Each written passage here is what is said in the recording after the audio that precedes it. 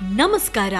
ಈ ನಾಗರ ಪಂಚಮಿಯ ಶುಭ ಸಂದರ್ಭದಲ್ಲಿ ನಾವು ದಕ್ಷಿಣ ಭಾರತದ ಅತಿ ಮಹತ್ವದ ನಾಗಕ್ಷೇತ್ರಗಳಲ್ಲಿ ಒಂದಾದ ನಾಗರ್ಕೋವಿಲ್ ನಾಗರಾಜ ದೇವಸ್ಥಾನದ ಬಗ್ಗೆ ತಿಳಿದುಕೊಳ್ಳೋಣ ಬನ್ನಿ.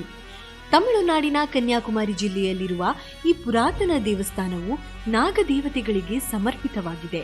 ಇತಿಹಾಸದ ಪ್ರಕಾರ ಈ ಸ್ಥಳದಲ್ಲಿ ಹಾವುಗಳ ರಾಜನಾದ ನಾಗರಾಜ ಸ್ವಯಂಭುವಾಗಿ ನೆಲೆಸಿದ್ದಾನೆ ಎಂದು ನಂಬಲಾಗಿದೆ. ಇಲ್ಲಿನ ಮೂಲ ನಾಗರಾಜ ವಿಗ್ರಹವು ಮಣ್ಣಿನಿಂದ ಮಾಡಲ್ಪಟ್ಟಿದೆ ಮತ್ತು ಅದಕ್ಕೆ ಯಾವುದೇ ಮಾನವ ನಿರ್ಮಿತ ಆಕಾರವಿಲ್ಲ. ಇದು ಕೇವಲ ಮಣ್ಣಿನ ದಿಬ್ಬವಾಗಿದ್ದು ನೈಸರ್ಗಿಕವಾಗಿ ರೂಪುಗೊಂಡ ನಾಗರ ಹಾವುಗಳ ಚಿಹ್ನೆಗಳನ್ನು ಹೊಂದಿದೆ. ನಾಗರ್ಕೋವಿಲ್ ದೇವಸ್ಥಾನದ ಮತ್ತೊಂದು ವಿಶೇಷತೆ ಎಂದರೆ ಇಲ್ಲಿ ನಾಗರಾಜನಿಗೆ ಹಾಲು ಅಥವಾ ಅರಶಿಣದಿಂದ ಅಭಿಷೇಕ ಮಾಡುವುದಿಲ್ಲ. ಬದಲಿಗೆ ಪ್ರತಿ ವರ್ಷ ನಾಗರ ಪಂಚಮಿಯಂದು ಅಥವಾ ಇನ್ನಿತರ ವಿಶೇಷ ದಿನಗಳಲ್ಲಿ ವಿಗ್ರಹದ ಆವರಣದಲ್ಲಿರುವ ಮರಳು ಸ್ವಯಂಭುವಾಗಿ ಬಿಳಿಯ ಬಣ್ಣಕ್ಕೆ ತಿರುಗುತ್ತದೆ.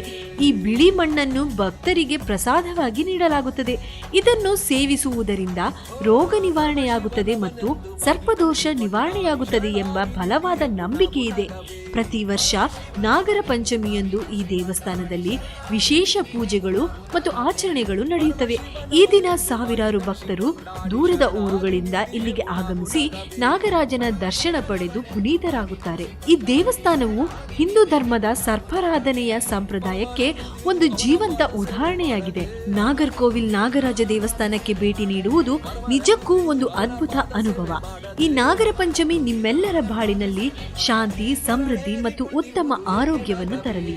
ಧನ್ಯವಾದಗಳು.